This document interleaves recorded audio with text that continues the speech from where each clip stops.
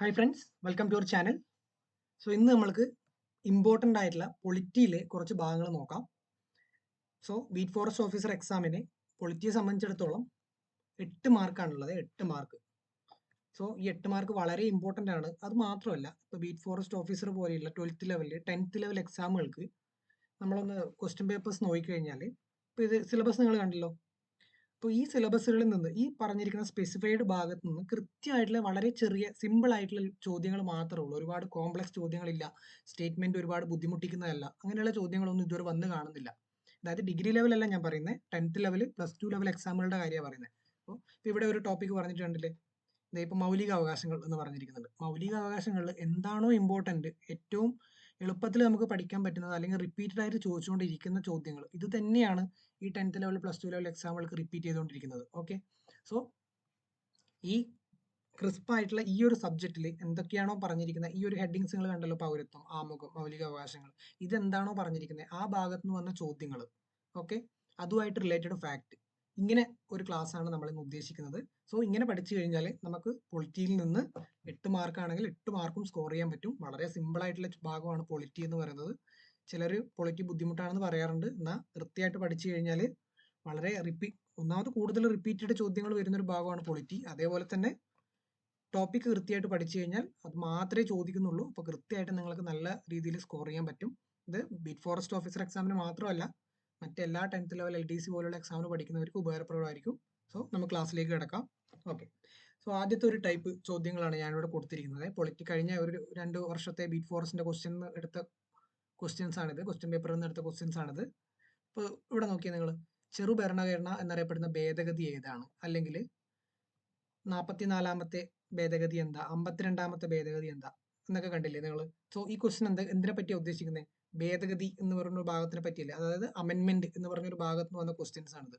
Okay, നമ്മുടെ സിലബസിൽ നിങ്ങൾ നോക്കിയേ, പ്രധാനപ്പെട്ട ഭരണഘടനാ ഭേദഗതികൾ എന്ന് പറഞ്ഞ് ഇവിടെ കൊടുത്തിട്ടുണ്ടല്ലോ. എത്ര എണ്ണം കൊടുത്തിട്ടുണ്ട്? 7 ഭരണഘടനാ ഭേദഗതികൾ, ഇമ്പോർട്ടൻ്റ് ആയിട്ടുള്ള ഭരണഘടനാ ഭേദഗതികൾ പഠിക്കാൻ സിലബസിൽ തന്നിട്ടുണ്ട്. സോ ഈ 7 എണ്ണത്തിന്റെ ജസ്റ്റ് അതെന്താണെന്ന് അറിഞ്ഞിരിക്കുക, അതിന്റെ ഉദ്ദേശം എന്താണെന്ന് നമ്മൾ പഠിച്ചു കഴിഞ്ഞാൽ ഇതുപോലെയുള്ള ക്വസ്റ്റ്യൻസ് നമുക്ക് ഈസി ആയിട്ട് സോൾവ് ചെയ്യാൻ പറ്റും. ഓക്കെ, മനസ്സിലായല്ലോ? അതെ, അപ്പൊ നമുക്ക് ആദ്യം ഇമ്പോർട്ടൻ്റ് ആയിട്ടുള്ള ഭരണഘടനാ ഭേദഗതികൾ എന്താണെന്ന് പഠിക്കാം. ഓക്കെ, ഭരണഘടനാ ഭേദഗതിയെ പറ്റി നമ്മുടെ ഇന്ത്യൻ കോൺസ്റ്റിറ്റ്യൂഷനിൽ പ്രതിപാദിച്ചിരിക്കുന്ന ആർട്ടിക്കിളാണ് ആർട്ടിക്കിൾ 368. ആർട്ടിക്കിൾ 368 ഇത് വളരെ ഇമ്പോർട്ടൻ്റ് ആണ്. ആർട്ടിക്കിൾ 368ലാണ് ഭരണഘടന ഭേദഗതി ചെയ്യുന്നതിനെ പറ്റി ഉള്ള പാർലമെന്റിന്റെ അധികാരത്തിനെ പറ്റി പ്രതിപാദിക്കുന്നത്. ആർട്ടിക്കിൾ 368ലാണ്, ഭാഗം 20, പാർട്ട് 20. അത് ഓർത്തിരിക്കണേ, പാർട്ട് 20, ആർട്ടിക്കിൾ 368. ഓക്കെ, അതേപോലെ തന്നെ നമ്മുടെ ഭരണഘടന എന്ന് പറയുന്നത് നമ്മൾ പല ആശയങ്ങളും പല രാജ്യങ്ങളിൽ നിന്ന് കടം കൊണ്ടൊരു ഭരണഘടനയാണ്. നമ്മൾ ഭരണഘടന ഉണ്ടാക്കുന്ന സമയത്ത് ഭരണഘടനയുടെ നിർമ്മാതാക്കൾ മറ്റ് പല രാജ്യങ്ങളുടെ ഭരണഘടന പഠിക്കുകയും അവയിൽ നിന്ന് വളരെ നല്ലത് അല്ലെങ്കിൽ നമുക്ക് മികച്ചത് എന്ന് തോന്നുന്ന പല കാര്യങ്ങളും പല രാജ്യങ്ങളിൽ നിന്നും കടമെടുത്തിട്ടുണ്ട്. നിങ്ങൾക്ക് അറിയുന്ന കാര്യം തന്നെയാണ്. ഓക്കെ, അപ്പോൾ ഈ ഭരണഘടനാ ഭേദഗതി എന്ന ആശയം നമ്മൾ കടമെടുത്തിരിക്കുന്നത് എവിടുന്ന? സൗത്ത് ആഫ്രിക്കയിൽ നിന്നാണ്. സൗത്ത് ആഫ്രിക്ക, ഇതും വളരെ ഇമ്പോർട്ടൻ്റ് ആണ്. ഭരണഘടനാ ഭേദഗതി എന്ന ആശയം, ഭരണഘടന അമെൻമെന്റ് ചെയ്യാം എന്ന ആശയം കടമെടുത്തിരിക്കുന്നത് സൗത്ത് ആഫ്രിക്കയിൽ നിന്നാണ്. അതൊന്ന് ഓർത്തിരിക്കുക. ഓക്കെ, അതേപോലെ തന്നെ ഭരണഘടനാ ഭേദഗതി അവതരിപ്പിക്കാനുള്ള അധികാരം ആർക്കാ? പാർലമെന്റിനാണ്. ഓക്കെ, ലോക്സഭയിലോ രാജ്യസഭയ്ക്കോ ആണ് അധികാരമുള്ളത്. ലോക്സഭയിലും ബില്ല് കൊണ്ടുവരാം, രാജ്യസഭയിലും കൊണ്ടുവരാം, ഏതിൽ വേണേലും ഇൻട്രൊഡ്യൂസ് ചെയ്യാം. ഓക്കെ, അധികാരം പാർലമെന്റിന് മാത്രമാണ്, സംസ്ഥാന നിയമസഭകൾക്ക് ഇതിന് അധികാരമില്ല എന്ന കാര്യം നിങ്ങൾ ഓർത്തിരിക്കുക. ഓക്കെ, അപ്പോൾ ആദ്യത്തെ ഒരു ഇമ്പോർട്ടൻറ്റ് ഭരണഘടനാ ഭേദഗതിയാണ് അല്ലെങ്കിൽ കോൺസ്റ്റിറ്റ്യൂഷൻ അമെൻമെന്റ് ആണ് 42nd. ഇത് വളരെ ഇമ്പോർട്ടൻ്റ് ആണ്. എല്ലാ എക്സാമിലും 42nd അമെൻമെന്റ് എന്നൊരു ചോദ്യം അത് എപ്പോഴും ഉണ്ടാവാറുണ്ട്, ഇപ്പോഴും കണ്ടിന്യൂസ് ആയിട്ട് റിപ്പീറ്റ് ചെയ്യുന്നുണ്ട്. സോ 42nd അമെൻമെന്റ് വളരെ ഇമ്പോർട്ടൻ്റ് ആണ്. 42nd അമെൻമെന്റ് വർഷം 1976. ഇത് നിങ്ങൾ ഓർത്തിരിക്കുക. എന്താ 42nd അമെൻമെന്റിന്റെ മെയിൻ ആയിട്ടുള്ള കാര്യങ്ങൾ നമുക്ക് നോക്കാം. മിനി കോൺസ്റ്റിറ്റ്യൂഷൻ എന്നറിയപ്പെടുന്ന ഒരു ഭരണഘടനാ ഭേദഗതിയാണ് 42nd അമെൻമെന്റ്. Mini constitution. കാരണം എന്തുകൊണ്ടാണ് മിനി കോൺസ്റ്റിറ്റ്യൂഷൻ എന്ന് പറയുന്നത്? ഈ ഒരു ഭരണഘടനാ ഭേദഗതിയിൽ ഭരണഘടനയുടെ ഒരു വലിയൊരു ചേഞ്ച് വന്നൊരു ഭേദഗതിയാണ് ഈ 42nd അമെൻമെന്റ് എന്ന് പറയുന്നത്. പല ആർട്ടിക്കിൾസും പുതിയതായിട്ട് ഇൻട്രൊഡ്യൂസ് ചെയ്തു, പല കാര്യങ്ങളും റിമൂവ് ചെയ്തു. അങ്ങനെ ഒരു മിനി കോൺസ്റ്റിറ്റ്യൂഷൻ എന്ന് പറയാൻ പറ്റുന്ന ഒരു ഭേദഗതിയാണ് 42nd അമെൻമെന്റ്. ഇത് കൊണ്ടുവന്ന ആരുടെ സമയത്താണ്? ഇന്ദിരാഗാന്ധിയുടെ സമയത്താണ്. 1976 ഒക്കെ ഇന്ദിരാഗാന്ധി ഭരിക്കുന്ന സമയമാണെന്ന് ഓർത്തിരിക്കുക. ആ സമയത്തെ പ്രൈം മിനിസ്റ്റർ ഇന്ദിരാഗാന്ധിയും പ്രസിഡന്റ് ഫക്രുദ്ദീൻ അലി അഹമ്മദുമാണ്. ഇതും ഇമ്പോർട്ടൻ്റ് ആണ്, അതൊന്ന് ഓർത്തിരിക്കുക. 42nd അമെൻമെന്റ് നടക്കുന്ന സമയത്ത് പ്രൈം മിനിസ്റ്ററിനെയും പ്രസിഡന്റിനെയും ഒന്ന് ഓർത്തിരിക്കുക. ഓക്കെ, സോ ഈ ഭേദഗതിയിൽ ഒരുപാട് മാറ്റങ്ങൾ കൊണ്ടുവന്നിട്ടുണ്ട്. നമ്മൾ ഇമ്പോർട്ടൻ്റ് ആയിട്ടുള്ള കുറച്ച് കാര്യങ്ങളെ പഠിക്കുന്നുള്ളൂ, അതേ എപ്പോഴും ചോദിക്കാറുള്ളൂ. ഓക്കെ ഓക്കെ അപ്പോൾ ഈ ഭരണഘടനയുടെ ഒരു മെയിൻ ആയിട്ടുള്ള ഒരു കാര്യമാണ് ഈ ഒരു അമെൻമെന്റിൽ കൊണ്ടുവന്നത്. നമ്മുടെ ആമുഖത്തിനെ അഥവാ ഭരണഘടനയുടെ പ്രിയാമ്പിളിൽ കുറച്ച് വാക്കുകൾ കൂട്ടിച്ചേർത്തു. ഏതൊക്കെയാ? സോഷ്യലിസ്റ്റ്, അതേപോലെ സെക്യുലർ, അതേപോലെ ഇന്റഗ്രിറ്റി, ഇങ്ങനെ കുറച്ച് വാക്കുകൾ നമ്മുടെ ഭരണഘടനയിൽ കൂട്ടിച്ചേർത്തു, ഭരണഘടനയുടെ ആമുഖത്തിൽ. ഓക്കെ, ആമുഖത്തിനെ പറ്റി നമ്മൾ ഡീറ്റെയിൽ ആയിട്ടും പറയും, ഇനി കുറച്ച് കഴിയുമ്പോൾ പറയും. ഓക്കെ, അപ്പോൾ ഈ 3 വേർഡ്സ് നിങ്ങൾ ഇമ്പോർട്ടൻ്റ് ആയി ഓർത്തിരിക്കുക. ഏതൊക്കെയാ? Socialist, secular, integrity. ഓക്കെ, നമ്മളൊരു സെക്യുലർ രാജ്യമാണോ? സെക്യുലർ രാജ്യമാണ്. ഓക്കെ, അതേപോലെ സോഷ്യലിസ്റ്റ് വെച്ചാൽ എന്താ ഉദ്ദേശിക്കുന്നത്? നമ്മൾ ഫോളോ ചെയ്യുന്നത് എന്താ? നമ്മൾ റഷ്യയോ ചൈനയോ പോലെ സോഷ്യലിസം ഫോളോ ചെയ്യുന്നതാണോ? സോഷ്യലിസം ഫോളോ ചെയ്യാറുണ്ട്, പക്ഷേ ഇന്ത്യ ഫോളോ ചെയ്യുന്നത് ഡെമോക്രാറ്റിക് സോഷ്യലിസം ആണ്. അതൊന്ന് ഓർത്തിരിക്കുക. ഓക്കെ, അതേപോലെ തന്നെ ഫണ്ടമെന്റൽ ഡ്യൂട്ടീസ് അഥവാ നമ്മുടെ മൗലിക കടമകൾ എന്ന ഭാഗം ഇനീഷ്യലി നമ്മുടെ കോൺസ്റ്റിറ്റ്യൂഷനിൽ ഉണ്ടായിരുന്നില്ല. 42nd അമെൻമെന്റിലാണ് ഫണ്ടമെന്റൽ ഡ്യൂട്ടീസ് ഉൾപ്പെടുത്തിയത്. ഇതും വളരെ ഇമ്പോർട്ടൻ്റ് ആണ്. ഈ 42nd ഭേദഗതിയുടെ ഇമ്പോർട്ടൻ്റ് ആയിട്ടുള്ള ഒരു കാര്യമാണ് ഫണ്ടമെന്റൽ ഡ്യൂട്ടീസ്. ഓക്കെ, ഫണ്ടമെന്റൽ ഡ്യൂട്ടീസിന്റെ ആർട്ടിക്കിൾ 51A ആണ്, അഥവാ പാർട്ട് 4A. പാർട്ട് 4ലാണ് ഫണ്ടമെന്റൽ ഡ്യൂട്ടീസ് പറഞ്ഞിരിക്കുന്നത്. ഈ പാർട്സ് വളരെ ഇമ്പോർട്ടൻ്റ് ആണ്. ഇത് ഇടയ്ക്കിടയ്ക്ക് സ്റ്റേറ്റ്മെന്റിൽ ചോദിക്കാറുണ്ട്. പാർട്ട് 3ൽ ഫണ്ടമെന്റൽ ഡ്യൂട്ടീസിനെ പറ്റി പറഞ്ഞിട്ടുണ്ട്. ഇങ്ങനെ തെറ്റായ സ്റ്റേറ്റ്മെന്റ്സ് തരാം. അപ്പോൾ ആദ്യത്തെ ഒരു 4-5 പാർട്ടെങ്കിലും നിങ്ങൾ കൃത്യമായിട്ട് പഠിച്ചിരിക്കണം. പാർട്ട് 1 എന്താ? യൂണിയൻ ആൻഡ് ടെറിട്ടറീസ് ആണ്. പാർട്ട് 2ൽ എന്താ പറയുന്നത്? സിറ്റിസൺഷിപ്പിനെ പറ്റിയാണ് പറയുന്നത്. പാർട്ട് 3ൽ ഫണ്ടമെന്റൽ റൈറ്റ്സ് അഥവാ നമ്മുടെ മൗലിക അവകാശങ്ങളെ പറ്റി പറയുന്നുണ്ട്. പാർട്ട് 4ൽ എന്താ പറയുന്നത്? ഡയറക്റ്റീവ് പ്രിൻസിപ്പിൾസ് ഓഫ് സ്റ്റേറ്റ് പോളിസിയാണ് പറയുന്നത്. പാർട്ട് 4A അഥവാ ആർട്ടിക്കിൾ 51A ഫണ്ടമെന്റൽ ഡ്യൂട്ടീസിനെ പറ്റി പറയുന്നത്. ഓക്കെ, ഇതൊന്ന് ഓർത്തിരിക്കുക. അതേപോലെ ഈ അമെൻമെന്റിൽ വിദ്യാഭ്യാസം, വനം തുടങ്ങിയ 5 വിഷയങ്ങളെ സംസ്ഥാന ലിസ്റ്റിൽ നിന്നും കൺകറന്റ് ലിസ്റ്റിലോട്ട് മാറ്റി. ഓക്കെ, ലിസ്റ്റിനെ പറ്റി നമ്മൾ ഡീറ്റെയിൽ ആയിട്ട് പറയും, എന്നാലും ഞാൻ ഒന്ന് ഷോർട്ടായിട്ട് പറയാം. അതായത് നമ്മളൊരു ഫെഡറൽ രാജ്യമാണ്. അപ്പോൾ നമ്മുടെ അധികാരങ്ങളെ ആർക്കൊക്കെ എന്തൊക്കെ ചെയ്യാം എന്ന് കൃത്യമായിട്ട് ഓരോ സംസ്ഥാനങ്ങൾക്കും കേന്ദ്രത്തിനും എന്തൊക്കെ കാര്യങ്ങൾ നിയമം നിർമ്മിക്കാം, എന്തൊക്കെ കാര്യങ്ങളിൽ പൂർണ്ണ അധികാരമുണ്ട് എന്ന് കൃത്യമായിട്ട് ഡിഫറൻഷിയേറ്റ് ചെയ്തിട്ടുണ്ട്. ആ ഒരു അതിനെയാണ് union list, state list, concurrent list എന്നിങ്ങനെ നമ്മുടെ 7th ഷെഡ്യൂളിൽ ഓരോ സബ്ജക്റ്റിനെയും കൃത്യമായിട്ട് ഡിഫറൻഷിയേറ്റ് ചെയ്തിട്ടുണ്ട്. ഓക്കെ, അപ്പോൾ അതാണ് നമ്മുടെ ലിസ്റ്റുകൾ, 7th ഷെഡ്യൂളിൽ പ്രതിപാദിക്കുന്ന ലിസ്റ്റുകൾ. ഓക്കെ, അപ്പോൾ ഈ ഒരു അമെൻമെന്റിൽ വിദ്യാഭ്യാസം, വനം തുടങ്ങിയ 5 വിഷയങ്ങൾ സംസ്ഥാന ലിസ്റ്റിൽ നിന്നും സ്റ്റേറ്റ് ലിസ്റ്റിൽ ഉണ്ടായിരുന്ന കാര്യമാണ് അത് കൺകറന്റ് ലിസ്റ്റിലോട്ട് മാറ്റി. ഓക്കെ, 42nd അമെൻമെന്റിന്റെ ഇമ്പോർട്ടൻ്റ് കാര്യങ്ങൾ പഠിച്ചു. വർഷം ഓർത്തിരിക്കുക 1976 ആണ്. ഇത് ഇന്ത്യൻ രാഷ്ട്രീയത്തിന്റെ ഒരു മോശമായിട്ടുള്ള ഒരു സമയം കൂടിയായിരുന്നു. ഇപ്പോൾ ആ സമയത്തായിരുന്നു ഇന്ത്യയിൽ അടിയന്തരാവസ്ഥ പ്രഖ്യാപിച്ച ഒരു സമയമായിരുന്നു. ആ സമയത്ത് ഇന്ദിരാഗാന്ധി അടിയന്തരാവസ്ഥ പ്രഖ്യാപിച്ചിട്ടുണ്ടായിരുന്നു. അപ്പോൾ ഇന്ത്യൻ രാഷ്ട്രീയത്തിൽ ഏറ്റവും മോശമായിട്ടുള്ള ഒരു സമയത്തൂടെയാണ് കടന്നുപോയത്. അപ്പോൾ അതിനുശേഷം മൊറാർജി ദേശായി ഗവൺമെന്റ് അധികാരത്തിൽ വന്നു. അവർ കൊണ്ടുവന്ന ഒരു അമെൻമെന്റ് ആണ് 44th അമെൻമെന്റ്. ഇതിന്റെ ഇമ്പോർട്ടൻസ് എന്താണെന്ന് വെച്ചാൽ 42nd കൊണ്ടുവന്ന മോശമെന്ന് തോന്നുന്ന പല കാര്യങ്ങളെയും തിരിച്ച് പിൻവലിക്കുകയോ അല്ലെങ്കിൽ മാറ്റം വരുത്തുകയോ ചെയ്തൊരു അമെൻമെന്റ് ആണ് 44th അമെൻമെന്റ്. കാരണം അവിടെ ഗവൺമെന്റ് മാറി, പുതിയൊരു പ്രൈം മിനിസ്റ്റർ വന്നു, മൊറാർജി ദേശായി പ്രൈം മിനിസ്റ്ററും പ്രസിഡന്റ് ആരാ? നീലം സഞ്ജീവ റെഡ്ഡിയുമാണ് ആ സമയത്തെ. ഇതൊന്നും ഓർത്തിരിക്കുക, നീലം സഞ്ജീവ റെഡ്ഡി. ഓക്കെ ഓക്കെ ഈ ഒരു അമെൻമെന്റിന്റെ ഇമ്പോർട്ടൻ്റ് ആയിട്ടുള്ള ഒരു കാര്യമാണ് സ്വത്തവകാശം. സ്വത്തവകാശം നമുക്ക് മുമ്പ് എന്തായിരുന്നു? നമ്മുടെ ഒരു മൗലിക അവകാശമായിരുന്നു, നമ്മുടെ ഫണ്ടമെന്റൽ റൈറ്റ്സ് ആയിരുന്നു റൈറ്റ് ടു പ്രോപ്പർട്ടി എന്ന് പറയുന്നത്. ഈ റൈറ്റ് ടു പ്രോപ്പർട്ടീനെ ഫണ്ടമെന്റൽ റൈറ്റ്സിൽ നിന്നും റിമൂവ് ചെയ്തു. ഓക്കെ, അത് ചെയ്തത് അമെൻമെന്റ് ഏതാ? 44th അമെൻമെന്റ് ആണ്. ഇത് വളരെ ഇമ്പോർട്ടൻ്റ് ആണ്. റൈറ്റ് ടു പ്രോപ്പർട്ടീനെ ഫണ്ടമെന്റൽ മൗലിക അവകാശങ്ങളുടെ പട്ടികയിൽ നിന്ന് റിമൂവ് ചെയ്തു. റൈറ്റ് ടു പ്രോപ്പർട്ടി ഇന്ന് നമുക്കൊരു മൗലിക അവകാശമല്ല, ഇതെന്താ? ഒരു ലീഗൽ റൈറ്റ് മാത്രമാണ്. മൗലിക അവകാശമല്ല, ലീഗൽ റൈറ്റ് മാത്രമാണ്. Legal right. ആർട്ടിക്കിൾ 300A ഇതിനെപ്പറ്റി പറയുന്നത്. അതും ഒന്ന് ഓർത്തിരിക്കുക. ആർട്ടിക്കിൾ 300A ആക്കി മാറ്റി ഇതിനെ. ഇതൊരു നിയമപരമായ അവകാശമാണ് റൈറ്റ് ടു പ്രോപ്പർട്ടി എന്ന് പറയുന്നത്, മൗലിക അവകാശമല്ല. ഓക്കെ, അതേപോലെ തന്നെ അടിയന്തരാവസ്ഥ പ്രഖ്യാപിക്കാനുള്ള കാരണങ്ങൾ ആഭ്യന്തര കലാപം എന്നതിന് പകരം എന്താക്കി മാറ്റി? ആംഡ് റെബല്യൻ എന്നാക്കി മാറ്റി അടിയന്തരാവസ്ഥ പ്രഖ്യാപിക്കാനുള്ള കാരണം. അതായത് ഇതിനു മുൻപ് നമുക്ക് ഇന്റേണൽ എന്തെങ്കിലും ചെറിയൊരു കോൺഫ്ലിക്റ്റ് ഉണ്ട്, അല്ലെങ്കിൽ പല പ്രശ്നങ്ങളുണ്ട്, അങ്ങനെയൊക്കെ ഉണ്ടെങ്കിൽ ഇന്റേണൽ ഡിസ്റ്റർബൻസ് എന്നൊരു ക്ലോസ് വെച്ച് അടിയന്തരാവസ്ഥ പ്രഖ്യാപിക്കാമായിരുന്നു. ഇന്റേണൽ ഡിസ്റ്റർബൻസ് എന്നതിനെ മാറ്റി എന്താക്കി, ആംഡ് റെബല്യൻ എന്ന ഇത് കൊണ്ടുവന്നത് ഈ ഒരു അമെൻമെന്റിലാണ്. ഇതും ഈ അമെൻമെന്റിനെ സംബന്ധിച്ച് വളരെ ഇമ്പോർട്ടന്റ് ആണ്. നെക്സ്റ്റ് ഇമ്പോർട്ടന്റ് അമെൻമെന്റ് ആണ് 52nd. 52nd ഓർക്കുമ്പോൾ തന്നെ നിങ്ങളുടെ മനസ്സിൽ വരേണ്ടതാണ് ആന്റി ഡിഫെക്ഷൻ അഥവാ കൂറുമാറ്റ നിരോധന നിയമം. കൂറുമാറ്റ നിരോധന നിയമം ഇത് കൊണ്ടുവന്നതിന്റെ ഉദ്ദേശം എന്താ? ഇപ്പോൾ ഒരാള് ഒരു പാർട്ടിയുടെ കീഴിൽ എലക്ട് ചെയ്തു, അദ്ദേഹത്തിനെ എല്ലാവരും വിജയിപ്പിച്ചു. എലക്ട് ചെയ്ത് കഴിഞ്ഞപ്പോൾ തന്നെ എളുപ്പം എന്തായി, മറുകണ്ഠം ചാടി മറ്റൊരു പാർട്ടിയിലോട്ട് പോയി. ഇങ്ങനെ അങ്ങോട്ടും ഇങ്ങോട്ടും പലരും ചാടിക്കളിക്കുന്നത് കണ്ട് ഈ ചാടിക്കളി കുറക്കാൻ വേണ്ടി കൊണ്ടുവന്ന ഒരു നിയമമാണ് കൂറുമാറ്റ നിരോധന നിയമം, ആന്റി ഡിഫെക്ഷൻ ലോ എന്ന് പറയുന്നത്. ഈ അമെൻമെന്റ് എന്താ? 52nd അമെൻമെന്റ് ആണ്. കൃത്യമായിട്ട് ഓർത്തിരിക്കുക. 52nd അമെൻമെന്റ് നിങ്ങളുടെ മനസ്സിൽ വരുമ്പോൾ തന്നെ വരേണ്ടത് കൂറുമാറ്റ നിരോധന നിയമമാണ്. ഓക്കെ, സോ ഗവൺമെന്റിന് കുറച്ചും കൂടി സ്റ്റെബിലിറ്റി കിട്ടും. നമ്മൾ ഒരു എലക്ട് ചെയ്ത് അപ്പം തന്നെ അവർ കൂറുമാറി വീണ്ടും അടുത്ത ഗവൺമെന്റ് വന്നു, ഇങ്ങനെ ഒരു അൺസ്റ്റെബിലൈസേഷൻ ആയിട്ടുള്ള ഒരു അവസ്ഥ ഉണ്ടായപ്പോൾ അത് മാറ്റാൻ വേണ്ടി കൊണ്ടുവന്ന ഒരു അമെൻമെന്റ് ആണ് 52nd അമെൻമെന്റ്. ഇതേ നിങ്ങൾക്ക് ഇതിൽ കൃത്യമായിട്ട് ഓർക്കാനുള്ള ഷെഡ്യൂൾ കൂടി ഓർത്ത് വെക്കുക. പുതിയൊരു ഷെഡ്യൂൾ 10th ഷെഡ്യൂൾ കൂട്ടിച്ചേർത്തു. പുതിയൊരു ഷെഡ്യൂൾ 10th ഷെഡ്യൂൾ എന്ന് ഓർക്കുമ്പോൾ തന്നെ മനസ്സിൽ വരേണ്ടത് ആന്റി ഡിഫെക്ഷൻ ആണ്. അമെൻമെന്റ് 52nd അമെൻമെന്റ് 1985. ഓക്കെ ഓക്കെ പിന്നെയുള്ള ഇമ്പോർട്ടന്റ് അമെൻമെന്റ് ആണ് 73 ആൻഡ് 74th അമെൻമെന്റ്. എന്താ? പഞ്ചായത്തി രാജുകളെ പറ്റിയാണ്. പഞ്ചായത്തി, മുനിസിപ്പാലിറ്റി. 73 എന്താ? രണ്ടും കൊണ്ടുവന്ന വർഷം 1992 ആണ്. അത് ഓർത്തിരിക്കുക. 73 ആൻഡ് 74th അമെൻമെന്റ് 1992 ആണ്. 73 അമെൻമെന്റിൽ എന്താ പറഞ്ഞിരിക്കുന്നത്? പഞ്ചായത്ത് രാജ് സംവിധാനത്തിന് ഭരണഘടനാപരമായ പദവി നൽകി. നമ്മുടെ പഞ്ചായത്തുകൾക്ക് ഭരണഘടനാപരമായ പദവി നൽകിയത് 73 അമെൻമെന്റിലാണ്. അതേപോലെ 74th എന്താ? മുനിസിപ്പാലിറ്റികൾക്ക് ഭരണഘടനാപരമായ പദവി നൽകിയത് 74th അമെൻമെന്റിലാണ്. ഓക്കെ, സോ 73 പഞ്ചായത്താണ്, 74 മുനിസിപ്പാലിറ്റി ആണെങ്കിലും നിങ്ങൾ മനസ്സിൽ ഓർത്തിരിക്കുക. അതേപോലെ രണ്ട് ഷെഡ്യൂളുകൾ. 10th നമ്മൾ നേരത്തെ പറഞ്ഞല്ലോ, anti defection. Okay, 11th schedule എന്താ? പഞ്ചായത്തും, 12th ഷെഡ്യൂൾ മുനിസിപ്പാലിറ്റിയാണ്. അതൊന്ന് ഓർത്തിരിക്കുക, 11th 12th. ഓക്കെ, അടുത്തൊരു അമെൻമെന്റ് ആണ് 86th.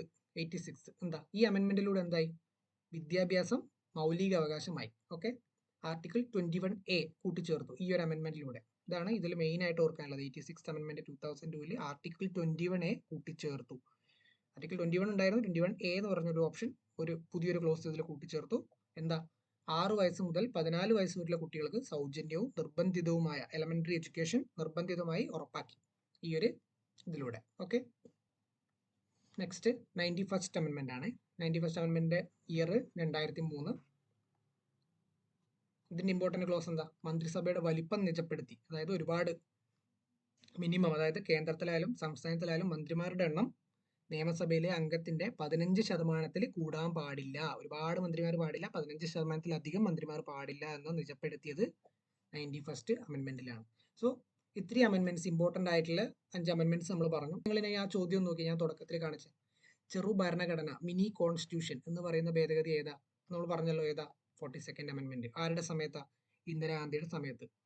ഇന്ദിരാഗാന്ധി പ്രൈം മിനിസ്റ്ററും ഫക്രുദ്ദീൻ അലി അഹമ്മദ് പ്രസിഡന്റും ആയിരുന്ന സമയത്ത് 1976. ഓക്കെ, ഇനി ഈ ചോദ്യം നിങ്ങൾക്ക് തെറ്റില്ലല്ലോ. ചെറു ഭരണഘടന, മിനി കോൺസ്റ്റിറ്റ്യൂഷൻ എന്നറിയപ്പെടുന്ന ഭേദഗതി 42nd ആണ്. ഓക്കെ, അടുത്ത ക്വസ്റ്റ്യൻ നമുക്ക് നോക്കാം. 44th ഭേദഗതിയിലൂടെ മതേതരത്വം എന്ന ആശയം ഭരണഘടനയുടെ ആമുഖത്തിൽ ചേർക്കപ്പെട്ടു. 44th-ലാണോ? നമ്മൾ നേരത്തെ പറഞ്ഞല്ലോ, അല്ല, 44th-ലല്ല. ഏതിലാ ചേർക്കപ്പെട്ടെ? 42nd-ലാണ്. ഓക്കെ, എന്തൊക്കെ ചേർത്തു? സെക്യുലർ എന്ന വാക്ക് ചേർത്തു, മതേതരത്വം എന്ന വാക്ക്, സെക്യുലർ എന്ന വാക്ക് ചേർത്തു, പിന്നെ സോഷ്യലിസം എന്ന വാക്ക് ചേർത്തു, അതേപോലെ ഇന്റഗ്രിറ്റി എന്ന വാക്കും ചേർത്തു. ഈ 3 ആശയങ്ങളാണ് ആ സമയത്ത് ഇൻക്ലൂഡ് ചെയ്തത്. ഓക്കെ, അത് 44th-ലാണോ? അല്ല, 42nd-ലാണ്. അപ്പൊ ഇത് തെറ്റ്. ഓക്കെ, നെക്സ്റ്റ് നമുക്ക് നോക്കാം. 52ാമത് ഭേദഗതിയിലൂടെ മൗലിക കടമകൾ ഉൾപ്പെടുത്തി. മൗലിക കടമകൾ ഉൾപ്പെടുത്തിയത് ഏതാ? 42nd തന്നെയാണ്. അപ്പോൾ ഇതും തെറ്റ്. 52nd എന്ത് അമെൻമെന്റാ? കൂറുമാറ്റ നിരോധന നിയമമാണ്. ഓക്കെ, ഇത് രണ്ടും തെറ്റിയല്ലോ. അപ്പൊ ഏതൊക്കെ പോയി? ഇത് പോയി, ഇതും പോയി. എല്ലാം ശരിയല്ല, ഒന്നും തെറ്റാണ്. ഓക്കെ, ഇനി നമുക്ക് ഇത് രണ്ടല്ലേ ഉള്ളൂ. ഓക്കെ, അടുത്ത എന്താ? 73ാമത് ഭേദഗതി പഞ്ചായത്ത് രാജ് സമ്പ്രദായം നടപ്പിലാക്കി. എന്താ? ശരിയാണ്. 74 എന്താ?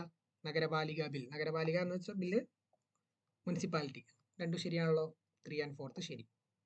ഓക്കെ, സോ ഇത്രയും ഭാഗം പഠിച്ചപ്പോൾ നിങ്ങൾക്ക് മനസ്സിലായി. ഇനി ഇതുപോലത്തെ ക്വസ്റ്റ്യൻസ് വന്നാൽ വളരെ എളുപ്പം നിങ്ങൾക്ക് സോൾവ് ചെയ്യാൻ പറ്റും. കാരണം ഓരോ അമെൻമെന്റിന്റെയും ബേസിക് കാര്യങ്ങളെ പറ്റിയേ ഇവിടെ ചോദ്യങ്ങൾ വന്നിട്ടുള്ളൂ, ഇപ്പോഴും വരാറുള്ളൂ. അപ്പോൾ അതെന്താണെന്ന് ജസ്റ്റ് അറിഞ്ഞിരിക്കുക. PSC നമുക്ക് സ്പെസിഫൈഡ് ആയിട്ടൊരു സിലബസ് തന്നിട്ടുണ്ട്. ഇത്രയും ഇത്രയും ഭാഗങ്ങൾ ഇമ്പോർട്ടൻറ്റ് ഭരണഘടനാ ഭേദഗതിയിൽ ഇതാണ്. ഈ ഭരണഘടനാ ഭേദഗതിയിൽ നിങ്ങൾ പഠിക്കണമെന്ന് PSC നമ്മളോട് പറഞ്ഞിരിക്കുന്നുണ്ട്. ഓക്കെ, നമ്മളത് പഠിക്കണമല്ലോ. ഓക്കെ, അപ്പോൾ പഠിച്ചു കഴിഞ്ഞാൽ നമുക്ക് ഇതുപോലെ സോൾവ് ചെയ്യാൻ പറ്റും. ഇനി നമുക്ക് അടുത്തൊരു ടൈപ്പ് ക്വസ്റ്റ്യൻ നോക്കാം. എന്താ? സെൻസസ് ഏത് ലിസ്റ്റിൽ ഉൾപ്പെടുന്നു? സെൻസസ് ഏതിൽ ഉൾപ്പെടുന്നു? അതേപോലെ തന്നെ ട്രേഡ് യൂണിയനുകൾ ഏത് ലിസ്റ്റിൽ ഉൾപ്പെടുന്നു? ഓക്കെ, പിന്നത്തെ ചോദ്യം എന്താ? സമാവർത്തി ലിസ്റ്റിലോ സംസ്ഥാന ലിസ്റ്റിലോ പറഞ്ഞിട്ടില്ലാത്ത ഏത് വിഷയവും ബന്ധപ്പെട്ട നിയമം നിർമ്മിക്കുവാൻ പാർലമെന്റിന് അധികാരം ഉണ്ടായിരിക്കുന്നതാണ് എന്ന് പറഞ്ഞിരിക്കുന്ന അനുച്ഛേദം. ഓക്കെ, ഈ ഇത്രയും ക്വസ്റ്റ്യങ്ങൾ കണ്ടപ്പോൾ നിങ്ങൾക്ക് എന്ത് മനസ്സിലായി? ഏത് ഭാഗത്തുനിന്നായി ചോദ്യം വന്നിരിക്കുന്നത്? ലിസ്റ്റുകളെ പറ്റിയാണ് ചോദ്യം, അഥവാ ഡിവിഷൻ ഓഫ് പവർ എന്ന ഭാഗത്തുനിന്നാണ് ചോദ്യം വന്നിരിക്കുന്നത്. ഞാൻ നേരത്തെ പറഞ്ഞു, നമ്മുടെ 7th ഷെഡ്യൂളിൽ, അതായത് ഒരു ഫെഡറൽ ഭരണ സംവിധാനം നിലനിൽക്കുന്ന ഒരു രാജ്യമായതുകൊണ്ട് തന്നെ ഏതൊക്കെ കാര്യങ്ങൾക്ക്, അതായത് ഏതൊക്കെ കാര്യങ്ങളിൽ ആർക്കൊക്കെ നിയമം നിർമ്മിക്കാം, ആർക്കൊക്കെയാണ് ഇതിൽ അധികാരം എന്ന് കൃത്യമായിട്ട് ഡിഫറൻഷിയേറ്റ് ചെയ്തിട്ടുണ്ട് നമ്മുടെ 7th ഷെഡ്യൂളിൽ. ഓക്കെ, അപ്പോൾ അതുമായിട്ട് ബന്ധപ്പെട്ട ചോദ്യമാണ് ഈ കാണുന്നതൊക്കെ. അധികാര വിഭജനം അഥവാ ഡിവിഷൻ ഓഫ് പവേഴ്സ്. ഓക്കെ, അപ്പോൾ കുറേ കാര്യങ്ങൾ യൂണിയൻ ലിസ്റ്റിൽ ഉൾപ്പെടുത്തിയിട്ടുണ്ട്, കുറേ കാര്യങ്ങൾ സ്റ്റേറ്റ് ലിസ്റ്റിൽ ഉൾപ്പെടുത്തിയിട്ടുണ്ട്, കുറേ കാര്യങ്ങൾ കൺകറന്റ് ലിസ്റ്റിൽ ഉൾപ്പെടുത്തിയിട്ടുണ്ട്. ഇത് എന്തൊക്കെയാണെന്ന് നമുക്ക് ആദ്യം പറയാം. യൂണിയൻ ലിസ്റ്റ് എന്താ? യൂണിയൻ ലിസ്റ്റിൽ ഉൾപ്പെടുത്തിയ കാര്യങ്ങളിൽ ആർക്ക് നിയമം നിർമ്മിക്കാൻ അധികാരമുള്ളൂ? യൂണിയന് മാത്രമേ അധികാരമുള്ളൂ. ഓക്കെ, അതിൻ്റെ പേരങ്ങനെയല്ല, യൂണിയൻ ലിസ്റ്റ്. അപ്പോൾ നിങ്ങൾ ചിന്തിക്കുക, സെൻട്രൽ ഗവൺമെന്റിന് മാത്രമേ ഈ കാര്യങ്ങളിൽ നിയമം നിർമ്മിക്കാൻ അധികാരമുള്ളൂ. അതായത് നമ്മളൊരു ഓൾ ഇന്ത്യ ലെവലിൽ എല്ലാവർക്കും ഈക്വലായിട്ട് കാണേണ്ടി വരുന്ന എല്ലാ കാര്യങ്ങളും, ഇമ്പോർട്ടൻ്റ് ആയിട്ടുള്ള കാര്യങ്ങളൊക്കെ എന്തിലായിരിക്കും? യൂണിയൻ ലിസ്റ്റിലായിരിക്കും.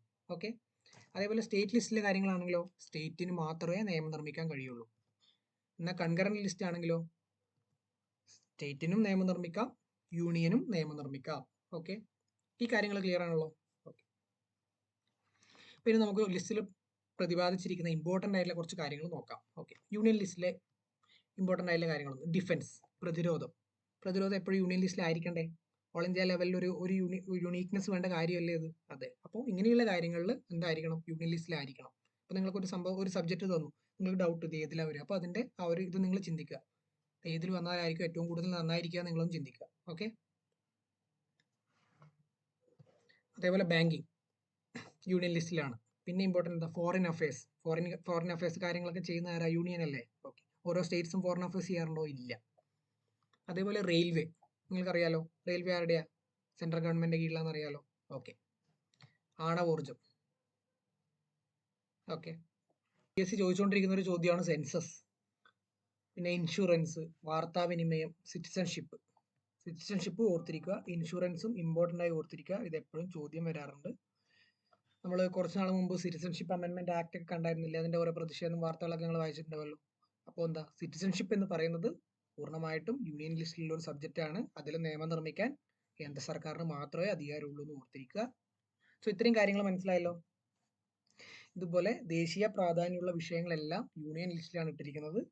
അതായത് രാജ്യം മുഴുവൻ പൊതുവായിട്ടുള്ള ഒരു നയം, നമുക്ക് ആവശ്യമുള്ള എല്ലാ കാര്യങ്ങളും എപ്പോഴും യൂണിയൻ ലിസ്റ്റിലായിരിക്കും എന്ന് ഓർത്തിരിക്കുക. ഓക്കെ, മനസ്സിലായല്ലോ? ശരി, അടുത്തതാണ് state list. Okay, state list പഠിക്കുമ്പോൾ ആദ്യത്തെ സബ്ജക്റ്റ് പോലീസ്. നിങ്ങൾക്ക് എല്ലാവർക്കും അറിയാലോ, എല്ലാ സ്റ്റേറ്റ്സിനും അവരുടെ സ്വന്തമായിട്ടുള്ള പോലീസ് ഉണ്ട്. അപ്പോൾ പോലീസ് എന്ന് പറയുന്ന വിഷയം ഏതിലാണ്? സ്റ്റേറ്റ് ലിസ്റ്റിലാണ്. അതിൽ നിയമം നിർമ്മിക്കാനുള്ള അധികാരം സ്റ്റേറ്റിനാണ്. ഓക്കെ, അതേപോലെ പബ്ലിക് ഓർഡർ അതും നിങ്ങൾ പോലീസുമായിട്ട് കണക്ട് ചെയ്ത് പഠിക്കുക. കാരണം പോലീസിനെ കൊണ്ടാണല്ലോ നമ്മൾ സമാധാനം പ്രശ്നങ്ങൾ ഉണ്ടാകുമ്പോഴൊക്കെ പോലീസിനെയല്ലേ വിളിക്കുന്നത്. അപ്പോൾ സമാധാന പാലനവും ഇതിൽ തന്നെയാണ്, സ്റ്റേറ്റ് ലിസ്റ്റിൽ തന്നെയാണ്. ഓക്കെ, കൃഷി മറ്റൊരു ഇമ്പോർട്ടൻ്റ് ആയിട്ടുള്ള ഒരു സബ്ജക്റ്റ് ആണ്, സ്റ്റേറ്റ് ലിസ്റ്റിലാണ്, ഇമ്പോർട്ടൻ്റ് ആയിട്ട് ഓർത്തിരിക്കുക. പബ്ലിക് ഹെൽത്തും സ്റ്റേറ്റ് ലിസ്റ്റിലാണ്. നമ്മൾ പറയാറില്ലേ, ചില സ്ഥലങ്ങളിൽ, ഇപ്പോൾ കേരളത്തിൽ നല്ല മികച്ച ഹെൽത്ത് സൗകര്യങ്ങളുണ്ട്, എന്നാൽ ചില സംസ്ഥാനങ്ങളിൽ ഇല്ല എന്നൊക്കെ പറയാറില്ലേ. അപ്പോൾ അങ്ങനെ ഓർത്താൽ മതി. അപ്പോൾ അതും പബ്ലിക് ഹെൽത്ത് എന്ന് പറയുന്നതും സ്റ്റേറ്റ് ലിസ്റ്റിൽ മെൻഷൻ ചെയ്തിരിക്കുന്ന ഒരു കാര്യമാണെന്ന് ഓർക്കുക. ഓക്കെ, അതേപോലെ തദ്ദേശ സ്വയംഭരണം, ലോക്കൽ ബോഡീസ്, നമ്മുടെ പഞ്ചായത്ത്, മുനിസിപ്പാലിറ്റീസ്, അതും സ്റ്റേറ്റ് ലിസ്റ്റിലാണ്. പിന്നെ ഇമ്പോർട്ടൻ്റ് ആയിട്ടുള്ളതാണ് ആൽക്കഹോൾ. അതും നിങ്ങൾക്ക് ഓർക്കാൻ ബുദ്ധിമുട്ടില്ലല്ലോ, നമുക്കറിയാലോ നമ്മുടെ മെയിൻ റവന്യൂ സോഴ്സ് ഒന്നാണ് ആൽക്കഹോൾ എന്ന്. സോ അതും സ്റ്റേറ്റിൻ്റെ അണ്ടറിലാണെന്ന് ഓർക്കുക. അതേപോലെ പ്രിസൺസ്, ഇതും നിങ്ങൾ പോലീസിനെ ലിങ്ക് ചെയ്ത് പഠിക്കുക. പോലീസ്, പ്രിസൺസ്, അതേപോലെ സമാധാന പാലനം, ഇതൊക്കെ എന്താ? സ്റ്റേറ്റ് ലിസ്റ്റിൽ വരുന്ന കാര്യങ്ങളാണ്. ഓക്കെ, അതായത് റീജിയണൽ ആയിട്ടുള്ള കാര്യങ്ങളൊക്കെ സ്റ്റേറ്റ് ലിസ്റ്റിലാണ് വരുന്നത്. ദേശീയ പ്രാധാന്യമുള്ള രാജ്യം മുഴുവൻ ഒരു പൊതുവായ നയം വേണ്ട സബ്ജക്ട്സ് എല്ലാം യൂണിയൻ ലിസ്റ്റിലുമായിരിക്കും ഓർക്കുക. ഇത്രയും കാര്യങ്ങൾ ക്ലിയർ ആണല്ലോ. ഓക്കെ, അടുത്താണ് കൺകറന്റ് ലിസ്റ്റ്. എന്താ കൺകറന്റ് ലിസ്റ്റ്? ഞാൻ നേരത്തെ പറഞ്ഞു, കേന്ദ്രത്തിനും സംസ്ഥാനത്തിനും തുല്യ പ്രാധാന്യമുള്ള വിഷയങ്ങളാണ് കൺകറന്റ് ലിസ്റ്റിലുള്ളത്. എന്ന് വെച്ചാൽ ഈ വിഷയങ്ങളിൽ നിയമം നിർമ്മിക്കാൻ കേന്ദ്രത്തിനും സംസ്ഥാനങ്ങൾക്കും ഒരേപോലെ അവകാശമുണ്ട്. ഓക്കെ, പാർലമെന്റിനും അതേപോലെ സംസ്ഥാന നിയമസഭകൾക്കും ഈ വിഷയത്തിൽ ഒരേപോലെ നിയമം നിർമ്മിക്കാം. ഓക്കെ, എന്നാൽ അതേസമയം തന്നെ ഇപ്പോൾ ഒരു സബ്ജക്റ്റിൽ കേന്ദ്രവും നിയമം ഉണ്ടാക്കി, സംസ്ഥാനവും നിയമം ഉണ്ടാക്കി, ഇത് രണ്ടും കൂടി കോൺട്രഡിക്റ്റ് ചെയ്തു എന്ന് വിചാരിക്കുക, അല്ലെങ്കിൽ വൈരുദ്ധ്യം ഉണ്ടായി എന്ന് വിചാരിക്കുക. അപ്പോൾ എന്താ സംഭവിക്കുക? ഇതാ ഇവിടെ കൊടുത്തിട്ടുണ്ട്. ഏതെങ്കിലും ഒരു വിഷയത്തിൽ നിയമം നിർമ്മിക്കുകയും അവ തമ്മിൽ വൈരുദ്ധ്യം ഉണ്ടാവുകയും ചെയ്താൽ കേന്ദ്ര നിയമത്തിനാകും സാധുത. അതെപ്പോഴും നിങ്ങൾ ഓർത്തിരിക്കുക. എന്തെങ്കിലും കോൺഫ്ലിക്റ്റ് ഉണ്ടായി അല്ലെങ്കിൽ ഇവർ തമ്മിൽ എന്തെങ്കിലും ഒരു കോൺട്രഡിക്ഷൻ ഉണ്ടായാൽ എപ്പോഴും യൂണിയൻ ഉണ്ടാക്കിയ നിയമം മാത്രമേ നിലനിൽക്കുള്ളൂ, അതിനാണ് സാധുത. അത് നിങ്ങൾ ഓർത്തിരിക്കുക. ഓക്കെ, അതേപോലെ ഈ കൺകറന്റ് ലിസ്റ്റ് എന്ന ആശയം നമ്മൾ കടമെടുത്തിരിക്കുന്നത് ഓസ്ട്രേലിയയിൽ നിന്നാണ്. ഓസ്ട്രേലിയ. നേരത്തെ അമെൻമെന്റ് പറഞ്ഞപ്പോൾ ഞാൻ ഒരു കാര്യം പറഞ്ഞല്ലോ, അമെൻമെന്റ് നമ്മൾ കടമെടുത്തിരിക്കുന്നത് എവിടെ? സൗത്ത് ആഫ്രിക്കയിൽ നിന്നാണ്. ഇത്തരം കാര്യങ്ങൾ ഇമ്പോർട്ടൻ്റ് ആണ്. എവിടുന്ന് കടമെടുത്ത് എവിടുന്ന് നമ്മളിത് സോഴ്സ് ചെയ്തെന്നുള്ള കാര്യങ്ങൾ അത് നിങ്ങളെല്ലാവരും ഒന്ന് ഓർത്തിരിക്കുക. ഓക്കെ, ഇനി നമുക്ക് കൺകറന്റ് ലിസ്റ്റിൽ വരുന്ന സബ്ജക്ട്സ് എന്തൊക്കെയാണെന്ന് നോക്കാം. എന്താ? വിദ്യാഭ്യാസം. വിദ്യാഭ്യാസം കൺകറന്റ് ലിസ്റ്റിലാണ്. ഈ വിഷയത്തിൽ കേരളത്തിനും നിയമം നിർമ്മിക്കാം, കേന്ദ്രത്തിനും നിയമം നിർമ്മിക്കാം. കേരളത്തിനെന്നല്ല, സംസ്ഥാനങ്ങൾക്കും നിയമം നിർമ്മിക്കാം, കേന്ദ്രത്തിനും നിയമം നിർമ്മിക്കാം. ഇത് കൺകറന്റ് ലിസ്റ്റിലുള്ള ഒരു സബ്ജക്റ്റ് ആണ്. ഓക്കെ, അത് നിങ്ങൾക്ക് ഓർത്തിരിക്കാൻ ഇപ്പം നിങ്ങൾ റീസെൻ്റ് ആയിട്ട് PM ശ്രീയുടെ പ്രശ്നങ്ങളൊക്കെ കേട്ടിട്ടുണ്ടാവല്ലോ. അപ്പോൾ അത് കേന്ദ്രം കൊണ്ടുവന്ന ഒരു നിയമമാണല്ലോ. അപ്പോൾ കേന്ദ്രവും നിയമം ഉണ്ടാക്കി, നമ്മളിവിടെ പ്രശ്നം ഉണ്ടാക്കുന്നുണ്ടായിരുന്നല്ലോ ആദ്യം. അപ്പോൾ സംസ്ഥാനങ്ങൾക്കും ഉണ്ടാക്കാം. അങ്ങനെ ഓർത്ത് നിങ്ങളിത് കൺകറന്റ് ലിസ്റ്റിൽ രണ്ടുപേർക്കും സാധിക്കുന്നതാണെന്നുള്ള രീതിയിൽ ഓർത്തിരിക്കുക. ഓക്കെ, ഇതൊക്കെ നിങ്ങൾക്ക് ഓർത്തിരിക്കാൻ വേണ്ടി എങ്ങനെ ഓരോ കാര്യങ്ങൾ പറയുന്നത്. അപ്പോൾ നിങ്ങളത് ലിങ്ക് ചെയ്ത് ഓർത്തിരിക്കുക. ചിലപ്പോൾ എല്ലാ സബ്ജക്ട്സും നമ്മൾ ഒന്നിച്ച് കാണുമ്പോൾ നമുക്ക് ഡൗട്ട് വരാൻ സാധ്യതയുണ്ട്. ഓക്കെ, അതേപോലെ ഫോറസ്റ്റ്, ഇത് വളരെ ഇമ്പോർട്ടൻ്റ് ആണ്. ഫോറസ്റ്റ് കൺകറന്റ് ലിസ്റ്റിലുള്ള ഒരു സബ്ജക്റ്റ് ആണ്. ബീറ്റ് ഫോറസ്റ്റ് ഓഫീസർ എക്സാമിന് വന്ന എല്ലാവരും ഇത് ഇമ്പോർട്ടൻ്റ് ആയിട്ട് അറിഞ്ഞിരിക്കണം. ഓക്കെ, ശരി. പിന്നത്തെ സബ്ജക്ട്സ് ആണ് വിവാഹം, വിവാഹമോചനം. വിവാഹം ഉണ്ടെങ്കിൽ തന്നെ വിവാഹമോചനം, ഇത് രണ്ടും കൺകറന്റ് ലിസ്റ്റിലാണ്. അതേപോലെ വൈദ്യുതി കൺകറന്റ് ലിസ്റ്റിലാണ്. ക്രിമിനൽ ലോസ്, പത്രങ്ങൾ, news paper, weights and measures, ഇത് ചിലപ്പോൾ ഡൗട്ട് വരാൻ സാധ്യതയുണ്ട്. വെയ്റ്റ്സ് ആൻഡ് മെഷേഴ്സ് കൺകറന്റ് ലിസ്റ്റിലാണെന്ന് ഓർത്തിരിക്കുക. Concurrent list. ഓക്കെ, പിന്നെ ഇമ്പോർട്ടൻ്റ് ആയിട്ടുള്ള ഒരു കാര്യമാണ് ട്രേഡ് യൂണിയൻ. ഇത് ഇടയ്ക്കിടെ ക്വസ്റ്റ്യനുകളിൽ വരാറുണ്ട്. ട്രേഡ് യൂണിയൻ കൺകറന്റ് ലിസ്റ്റിലാണെന്ന് ഓർത്തിരിക്കുക. ഇവിടെയും അവിടെയും ഒക്കെ ട്രേഡ് യൂണിയൻ ഉണ്ടെന്ന് ഓർത്താൽ മതി. ഓക്കെ, ഫാമിലി പ്ലാനിങ്, ഇതും കൺകറന്റ് ലിസ്റ്റിലെ ഒരു വിഷയമാണ്. കൺകറന്റ് ലിസ്റ്റിൽ. ഓക്കെ, അപ്പോൾ ഇത്രയും കാര്യങ്ങൾ നിങ്ങൾക്ക് മനസ്സിലായെന്ന് വിചാരിക്കുന്നു. ഇമ്പോർട്ടൻ്റ് ആയിട്ടുള്ള ഈ സബ്ജക്ട്സ് നിങ്ങൾ ഓർത്തിരിക്കണം. ഏത് ലിസ്റ്റിലാണെന്നുള്ള കാര്യത്തിൽ കൃത്യമായ ക്ലാരിറ്റി ഉണ്ടാവണം. അത് നിങ്ങൾ എന്തെങ്കിലും ലിങ്ക് ചെയ്തോ അല്ലെങ്കിൽ റീസെൻ്റായി നടന്ന എന്തെങ്കിലും കോൺഫ്ലിക്റ്റ് പ്രശ്നങ്ങളൊക്കെ വെച്ച് ലിങ്ക് ചെയ്ത് ഓർത്തിരിക്കുക. അപ്പോൾ നിങ്ങൾക്ക് കൃത്യമായിട്ട് അത് മനസ്സിലാവും. അല്ലെങ്കിൽ അതിൻ്റെ ഇമ്പോർട്ടൻസ്, പ്രാധാന്യം വെച്ച് ഓർത്തിരിക്കുക. അപ്പോൾ നിങ്ങൾക്ക് അത് ഏത് ലിസ്റ്റിലാണെന്ന് പെട്ടെന്ന് ഫൈൻഡ് ഔട്ട് ചെയ്യാൻ പറ്റും. ഓക്കെ, പിന്നെ നേരത്തെ ഞാൻ 42nd അമെൻമെൻറ്റ് പറഞ്ഞപ്പോൾ ഒരു കാര്യം പറഞ്ഞിട്ടുണ്ടായിരുന്നു. 42nd അമെൻമെൻറ്റിൽ സ്റ്റേറ്റ് ലിസ്റ്റിൽ ഉണ്ടായിരുന്ന കുറച്ച് കാര്യങ്ങളെ കൺകറന്റ് ലിസ്റ്റിലേക്ക് മാറ്റി. 5 വിഷയങ്ങളെ, പ്രധാനമായിട്ട് 5 വിഷയങ്ങളെ സ്റ്റേറ്റ് ലിസ്റ്റിൽ നിന്നും കൺകറന്റ് ലിസ്റ്റിലോട്ട് 42nd അമെൻമെൻറ്റ് മാറ്റിയിട്ടുണ്ട്. ഏതൊക്കെയാ? Education, forest, weight and measures, protection of wild life, wild animals and birds, administration of justice except supreme court and high court. ഇത്രയും കാര്യങ്ങൾ ഇത് നിങ്ങളൊന്ന് ഓർത്തിരിക്കുക. ഇത് മുൻപ് സ്റ്റേറ്റ് ലിസ്റ്റിലുള്ള സബ്ജക്ട്സ് ആയിരുന്നു. അതിനുശേഷം 42nd അമെൻമെൻറ്റിൽ, ഇന്ദിരാഗാന്ധിയുടെ സമയത്ത് നടന്ന അമെൻമെൻറ്റിൽ ഇതെല്ലാം കൺകറന്റ് ലിസ്റ്റിലോട്ട് മാറ്റി. ഓക്കെ, മറ്റൊരു ഇമ്പോർട്ടൻറ്റ് കാര്യമാണ് അവശിഷ്ട അധികാരം അഥവാ റെസിഡ്വറി പവർ എന്താണെന്നുള്ളത്. എന്താ, നിങ്ങളിത് കേട്ടിട്ടുണ്ടോ? റെസിഡ്വറി പവേഴ്സ്. സോ അതിൻ്റെ പേര് പോലെ തന്നെ അവശിഷ്ട അധികാരം. അതായത് ഈ 3 ലിസ്റ്റുകൾ ഞാൻ ഇപ്പോൾ പറഞ്ഞ union list, state list, concurrent list, ഈ 3 ലിസ്റ്റുകളിലും പെടാത്ത കാര്യങ്ങൾ, അതായത് ഈ 3 ലിസ്റ്റുകളിലും ഇതിനിടമില്ല. ഈ 3 ലിസ്റ്റുകളിൽ ഈ കാര്യങ്ങൾ പെട്ടിട്ടില്ല. ഇതിൽ പെടാത്ത ചില സബ്ജക്ട്സ് ഉണ്ട്. ഈ സബ്ജക്റ്റുകളിൽ, അതായത് എക്സാമ്പിൾ ഇവിടെ കൊടുത്തിട്ടുണ്ട് സൈബർ ലോസ്, ഇത് 3 ലിസ്റ്റിലും പെട്ടിട്ടില്ല. അപ്പോൾ ഇങ്ങനെയുള്ള 3 ലിസ്റ്റുകളിലും പെടാത്ത സബ്ജക്റ്റുകളിൽ നിയമം നിർമ്മിക്കാനുള്ള അധികാരം പാർലമെന്റിനാണ്. ഈ 3 ലിസ്റ്റിലും പെട്ടില്ല എന്ന് വെച്ച് സംസ്ഥാന നിയമസഭകൾക്ക് ആ വിഷയങ്ങളിൽ നിയമം നിർമ്മിക്കാൻ സാധിക്കില്ല. ഇതും കൂടി ഓർത്തിരിക്കുക. സോ ഇത് 3നും പെടാത്ത കാര്യങ്ങളാണ് അവശിഷ്ട അധികാരങ്ങൾ അഥവാ റെസിഡ്വറി പവേഴ്സ് എന്ന് പറയുന്നത്. ഓക്കെ, അത് പഠിക്കുമ്പോൾ തന്നെ അതിൻ്റെ ആർട്ടിക്കിളും പഠിക്കണം. അത് ഇമ്പോർട്ടൻ്റ് ആയി ചോദിക്കാറുണ്ട്. ആർട്ടിക്കിൾ 248. ഓക്കെ, റെസിഡറി പവേഴ്സ് ആർട്ടിക്കിൾ 248 പറയുന്നു. അത് കൃത്യമായിട്ട് ഓർത്തിരിക്കുക. അതേപോലെ തന്നെ അവശിഷ്ട അധികാരങ്ങൾ എന്ന ഈ ആശയം നമ്മൾ കടമെടുത്തത് കാനഡയിൽ നിന്നാണ്. അപ്പം ഞാൻ 3 കാര്യങ്ങൾ കടമെടുത്ത ആശയം എവിടുന്ന് സോഴ്സ് ചെയ്തു എന്നുള്ളത് പറഞ്ഞു. നേരത്തെ അമെൻമെന്റ് കാര്യം പറഞ്ഞു, ദക്ഷിണാഫ്രിക്കയിൽ നിന്നാണെന്ന് പറഞ്ഞു. അതേപോലെ ഈ അവശിഷ്ട അധികാരമാണെങ്കിൽ എവിടുന്നാണ് കടമെടുത്തത്? കാനഡയിൽ നിന്നാണ്. ഓക്കെ, കുറച്ച് ക്വസ്റ്റ്യൻസ് നോക്കിയാലോ. സെൻസസ് ഏതിൽ ഉൾപ്പെടുന്നു? ഏതുമായി കനേഷുമാരി ഏതിൽ ഉൾപ്പെടുന്നു? ഏതിലാ? സെൻസസിനെ പറ്റി പറഞ്ഞല്ലോ. ഏത് വിഷയത്തിൽ ഏതിലാ ഉൾപ്പെടുന്നത്? യൂണിയൻ ലിസ്റ്റിലാണ്. ബി. സെൻസസ് യൂണിയൻ ലിസ്റ്റിലാണെന്ന് നമ്മൾ പറഞ്ഞു ക്ലാസ്സിൽ. ഓക്കെ, ഇതെവിടെ നോക്ക്, ട്രേഡ് യൂണിയൻസ്. ട്രേഡ് യൂണിയനുകൾ ഏത് ലിസ്റ്റിലാണ് വരുന്നത്? കുറച്ചു മുമ്പേ പറഞ്ഞല്ലോ, ഇവിടെയും ട്രേഡ് ഉണ്ട്, അവിടെയും ട്രേഡ് ഉണ്ട്, എല്ലായിടത്തും ട്രേഡ് യൂണിയനുകൾ ഉണ്ടെന്ന് ചിന്തിക്കുക. അപ്പോൾ കൺകറന്റ് ലിസ്റ്റിലാണ് ട്രേഡ് യൂണിയൻ വരുന്നത്. ഓക്കെ, ശരി.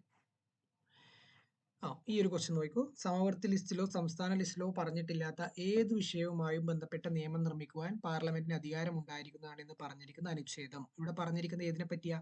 അവശിഷ്ട അധികാരങ്ങൾ അഥവാ റെസിഡ്വറി പവേഴ്സിനെ പറ്റിയാണ് പറഞ്ഞിരിക്കുന്നത്. അത് ഏത് ആർട്ടിക്കിളിലാണ് മെൻഷൻ ചെയ്തിരിക്കുന്നത്? ആർട്ടിക്കിൾ 248. ഓക്കെ, സോ ഇത്രയും കാര്യങ്ങൾ പഠിച്ചാൽ നിങ്ങൾക്ക് ഇതുപോലെയുള്ള ക്വസ്റ്റ്യൻസ് ഒന്നോ രണ്ടോ ഈ സബ്ജക്റ്റിന് ക്വസ്റ്റ്യൻ വരാറുണ്ട്. ഈസിയായി സോൾവ് ചെയ്യാം, ഈസിയായി നിങ്ങൾക്ക് സ്കോറും ചെയ്യാം. ഓക്കെ, അപ്പോൾ ഈ ഒരു മോഡൽ നിങ്ങൾക്ക് മനസ്സിലായെന്ന് വിശ്വസിക്കുന്നു. ഇനി നമുക്ക് അടുത്തൊരു ടൈപ്പ് ക്വസ്റ്റ്യനിലോട്ട് പോവാം. ഇതെവിടെ ക്വസ്റ്റ്യൻ ശ്രദ്ധിക്കുക. താഴെ തന്നിരിക്കുന്നവയിൽ ശരിയായ ജോഡി കണ്ടെത്തുക. ഭരണഘടനാ ആശയങ്ങൾ, കടം കൊണ്ട രാജ്യങ്ങൾ. ക്വസ്റ്റ്യൻ കണ്ടപ്പോൾ നിങ്ങൾക്ക് എന്ത് മനസ്സിലായി? ഏത് സബ്ജക്റ്റിനെ പറ്റിയാണ് പഠിക്കാൻ പോകുന്നത് നമ്മൾ?